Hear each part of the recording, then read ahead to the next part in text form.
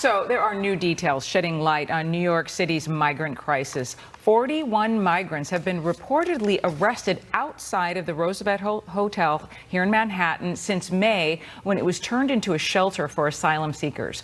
Meanwhile, Mayor Eric Adams still asking for federal help to manage the overload. New York Republican Congressman Mike Lawler joins me now. Congressman, thank you so much for talking to me today. Eric Adams, as well as the governor here in New York, have both been asking the Biden administration to help with these work permits, to get things processed, to get paperwork filled out. The Biden administration says they're going to be sending teams here this month. Do you think that's a good idea?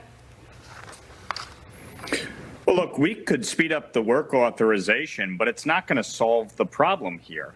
Since Joe Biden became president, you've had over 5.5 million migrants cross the border illegally. Many of these asylum cases are taking 2 to 3 years to be heard. And when they are finally heard, they're being rejected, 70% of them.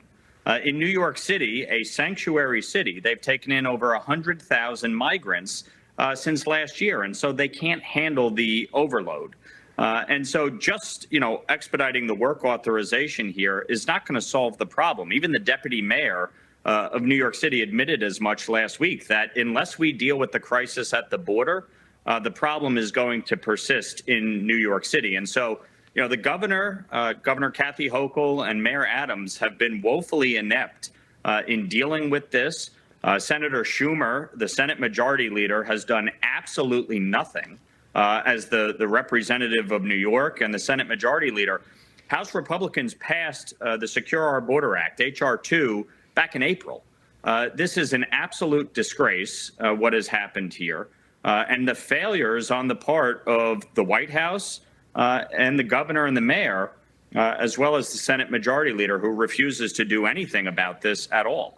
Well, Congressman, you don't just have a crowding problem here in the city. You also have a growing crime problem with the migrants who are coming here. One example here, this is a man from Venezuela. He's been here 2 months, and in the past 2 months, he has been accused of assaulting 3 strangers and 2 police officers. He has been arrested and released 6 times. Now, your district is just outside of the city, and so you have constituents who are coming in here and commuting to go to work and such. What are they telling you about the crisis? Well, this is a failure of Democratic policies.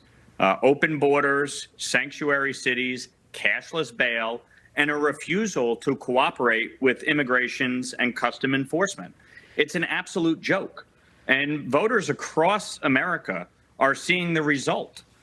This is what happens when you have really bad policy coupled with really inept leadership. And so, as far as I'm concerned, not only do we need to end the sanctuary city policies, we need to end cashless bail, but we need to enforce our laws. We are a nation of laws. And yes, we are a nation of immigrants, too. My wife is an immigrant. I've been through this process. It is a fundamentally broken system that needs to be reformed, and it's why I signed on to the Dignity Act.